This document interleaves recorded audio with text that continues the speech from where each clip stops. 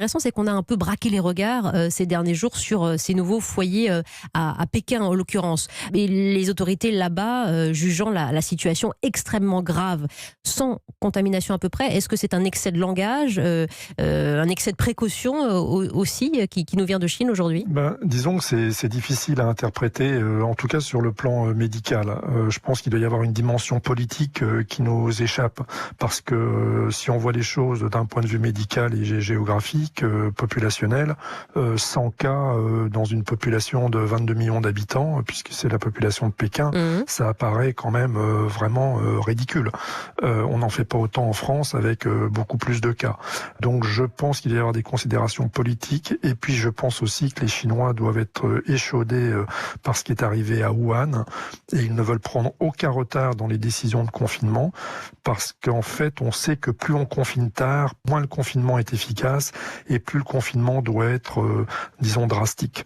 Donc il vaut mieux confiner tôt et de manière un peu ciblée, plutôt que de confiner tard et d'une manière globale. Alors c'est ce qui se passe à Pékin, où nous retrouvons en duplex Olivier Moureau, président de l'association francophone Pékin Accueil. Bonsoir à vous. Oui, bonsoir. Bonsoir et merci de venir avec le professeur Éric Côme témoigner de ce que vous vivez sur place en ce samedi 20 juin. Quelle est la situation à Pékin à l'heure où on parle, Olivier Moureau ? Eh bien, c'est exactement ce que je viens d'entendre.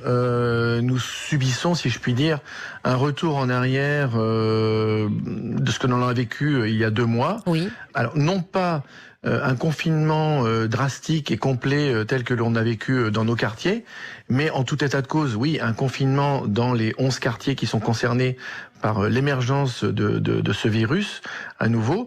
Par contre, nous subissons des contrôles accrus de la police et aussi, lorsque l'on doit rentrer chez soi, des contrôles de température, des contrôles d'identité. On ne peut plus inviter qui que ce soit chez soi.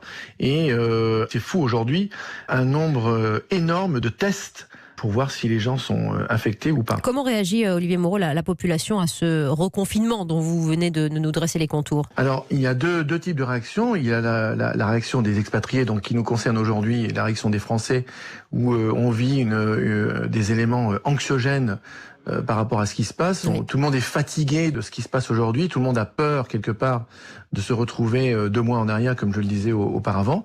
Par contre, la population chinoise, comme vous pouvez l'imaginer, est résignée en tant que telle et suit les consignes données par le gouvernement, par les comités locaux. Et j'en veux pour preuve tout à fait récemment, où il y a 2 jours, une collègue était au bureau avec nous, a été rappelée par son comité de quartier, lui demandant de rentrer en quarantaine chez elle, alors qu'elle était dans nos bureaux, parce qu'un cas avait été détecté à 500 mètres ou 1 kilomètre de chez elle. Oui, donc il y a un traçage important.